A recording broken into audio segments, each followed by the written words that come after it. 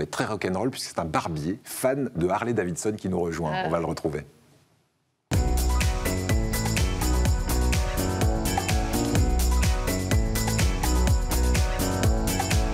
Le signe des bikers, hein, bien sûr. Eric Liorenz, barbershop, l'atelier, c'est sa maison, et un grand passionné de Harley. Au moins autant passionné par votre métier que par la Harley Davidson. Oui, tout à fait, oui. Ouais. C'est un style de vie, en fait. C'est un vrai style de vie. Complètement, oui. Quelque chose me dit que vous adorez aussi les tatouages. Un petit peu. Hein, très, très légèrement. Ça va avec la barbe, ça, forcément, le tatouage? Pas forcément, mais c'est vrai qu'on est au carrefour un petit peu de toutes ces cultures, justement, entre la musique, la moto, les tatouages. Ouais. Voilà. Vous venez de hier, une plage que connaît très très bien la véliplanchiste Nathalie Simon. Il aime beaucoup la planche aussi. Hein. Ouais. Moi, je l'ai connu blondinet, cheveux longs. Et Vous vous connaissez d'où tous les deux? Du spot de l'Almanach, on a navigué sur les mêmes spots. C'est vrai? Oui, tout à fait. Ouais. Si on peut se plonger dans l'Almanach d'ici la fin de l'émission, je dis pas non. Bleu. On verra peut-être. C'est la plus belle plage du monde. Ah oui, c'est un des plus beaux spots sur lesquels on a pu C'est vrai. Ouais. Eh bien, écoutez, avant d'aller à l'Almanach, on va d'abord aller visiter votre salon de barbier. Vous le connaissez, son salon? Parce que mais non, parce que j'ai pas eu l'occasion de. Oui. Et en fait, c'est exclusivement réservé aux hommes. On a encore quelques dames qui arrivent à rentrer dedans, mais c'est vraiment exclusivement pour les hommes. Oui, c'est vrai que la femme à barbe. Il faut faire une coupe de quoi? Mais tu es la bienvenue quand même. Il y a des coupes possibles. Toutes les coupes sont possibles, Nathalie. Mais effectivement, alors il y a des dames qui viennent, mais généralement, vous me dites, c'est pour leur fils qui, pour la première coupe de barbe, viennent accompagner de la maman pour prendre les bons gestes, c'est ça? Ça fait partie du métier. Nous, ça nous touche beaucoup parce qu'en fait, on a les mamans qui amènent les enfants pour le premier rasage. Ouais. Et après, derrière, avec tous les outils et les bons produits à utiliser pour avoir un rasage très confortable et qui n'abîme pas la peau. Voilà. D'où est venue l'idée de créer ce barbershop? Alors, c'est très à la mode. Est-ce que vous avez devancé la mode ailleurs? Oui, un petit peu. En fait, on a le magasin depuis 15 ans. Ouais. Et on était sur les réseaux sociaux avec Facebook et compagnie. On suivait des barbiers de Rotterdam. Et c'est devenu des frères aujourd'hui. Donc on est allé les visiter pour voir un petit peu ce qui se passait ailleurs et on a aimé cette contre-culture justement d'un métier très traditionnel avec le contre-pied du tatouage et rock'n'roll. Voilà. Tu dis des frères parce que c'est comme une confrérie les barbiers? Pas vraiment, mais c'est vrai qu'on est dans la même optique du métier, c'est-à-dire on ne se prend pas la tête, on fait quelque chose de très traditionnel avec des vrais protocoles de rasage, il y a une vraie la tradition qui est vraiment respectée, le savoir-faire et tout, mais avec justement sans se prendre la tête, rester très rock'n'roll, aimer la vie, faire la fête. Voilà. La moto, bien, notamment. Ouais, et la moto. Alors, est-ce que la moto vient de temps en temps jusque chez le barbershop? Vous faites des soirées ou des journées spéciales biker dans votre barbershop? Alors, de temps en temps, on fait venir des groupes pour jouer justement au sein du magasin. Ouais. Mais aussi, on va aussi sur des événements à l'extérieur. Notamment, on a fait des conventions tatouage ou des rassemblements Harley en tant que barbier. J'ai vu marqué là sur les images, grooming, c'est quoi grooming? Le grooming, c'est tous les produits fixants en fait pour qu'on se met aussi bien dans la barbe que dans les cheveux. Ouais.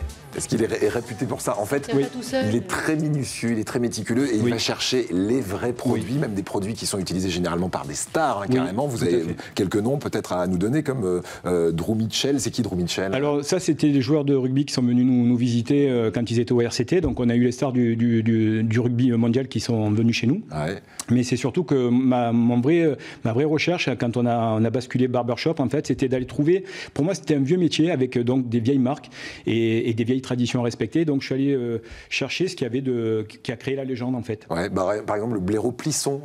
C'est un truc. Il paraît que c'est très très hype, mais ça date d'il y a très longtemps. 1808. Ouais. C'était un des grognards de Napoléon, en fait. La légende veut ça, et donc il a monté le premier blaireau et rasé les copains avec ça sur du régiment. Un poil de blaireau, alors. Un vrai poil de blaireau.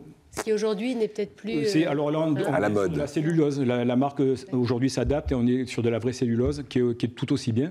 Mais c'est vrai qu'on a toujours les puristes qui aiment bien le vrai poil de blaireau. Mais tu parlais des rugbyman chez les footeux aussi, parce qu'il y a des Rami, je crois qu'il va dans les quartiers nord chez un barbier connu pour se faire tailler la barbe.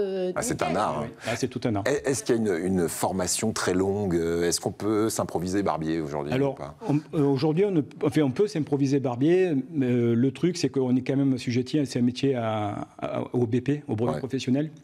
Donc, pour aller travailler chez quelqu'un qui a un BP, il n'y a pas de souci. Nous-mêmes, on a formé nos gars. Tous les barbiers qu'on a au magasin chez nous aujourd'hui, c'est une formation qu'on a fait à l'intérieur de notre barbershop. C'est des reconversions totales. Et par contre, pour vraiment exercer, ouvrir son magasin, même ne serait-ce que ne faire que de la barbe, c'est assujetti quand même au métier de la coiffure. Ouais. Là, il faut avoir un CAP coiffure. CAP BP. Tu fais les deux, quoi. Tu coiffes et tu tailles. Oui, bien sûr. Oui. Il est tellement bon qu'il s'est fait repérer par des marques de vêtements. Qu'est-ce qu'elles font, ces marques de vêtements, avec vous? Alors, c'est un partenariat, c'est un sponsoring. Donc, on travaillait avec des marques comme Dickies en pantalon. Ça vient de la rue, en fait, hein, c'est du worker proprement parlé. C'est pour faire des shootings photos, pour apparaître dans des catalogues, c'est quotidien. D'accord. Donc, comme ambassadeurs. On est les ambassadeurs de la marque, y compris Vans aussi, donc en chaussures, parce que effectivement, comme on communique beaucoup sur les réseaux sociaux, on est suivi sur les événements, les gens nous demandent. Je comprends, voilà. Vous avez un look d'enfer. Mais bien sûr, vous faites même les unes de magazines. Oui, oui. Un magazine qui s'appelle Start, je l'ai en ce moment sur mon bureau. Vous êtes en une. Oui, la photo qui vient de passer en mode boucher, c'était un pressbook qu'on avait fait avec Sabine Pariante de Nice, qui est une photographe professionnelle. Donc c'était pour une revue de Tatouage Magazine, justement. Oui. Voilà. Et le tatouage, c'est dans votre actualité. Voilà, vous étiez à Solliès-Pont il y a peu de temps, c'était le 14 avril dernier. Oui. Vous serez à Saint-Malo, vous faites le tour de France. Oui. Et à chaque fois, vous installez un barbershop. Oui. Alors, racontez-nous cette anecdote, parce que ça se passe dans le Cantal. Et là, vous avez fait une fausse joie aux habitants. Oui, tout à fait. Ouais. Donc, petit village de Schotzeig, dans le Cantal, pour la convention de tatouage, où il y a des stars mondiales du tatouage qui viennent quitter au mois de juillet. Ouais. Et on avait 2 spots. Donc on avait un spot sur le site en lui-même et un magasin éphémère dans la rue principale de Schotzeig.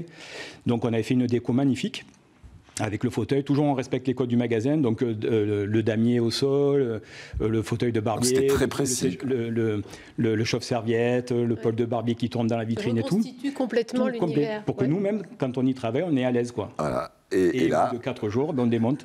Et les gens, ils étaient déçus parce qu'ils venaient prendre rendez-vous pour le lendemain ou le surlendemain. Voilà, c'était dit, c'est bien, il y a un barbier qui s'installe et tout. Ouais. Voilà, c'est ça. Voilà le professionnalisme, le sens du détail de ce barbier. Made in Provence-Alpes-Côte d'Azur. Donc on est fiers et c'est pour ça qu'on vous a demandé de venir nous rendre visite. Bravo pour ce que vous faites, parce qu'il paraît que c'est du grand art et on en a pris un petit peu la dimension ce matin. J'ai envie d'avoir la barbe. Oui, presque. Oui, souvent peut-être me laisser pousser un peu quelque chose. Parce qu'il y a vraiment un soin, notamment au moment du rasage, où on va mettre les serviettes chaudes, le savon au blaireau, tout ça, qui font que souvent les dames, quand elles attendent leur mari ou leur fils, elles disent ça doit être sympa quand même. Bon, voilà, femme à barbe, ça peut aussi se négocier pour une. Oui. Voilà, on peut mettre un peu de colle et puis voilà. Merci en tout cas.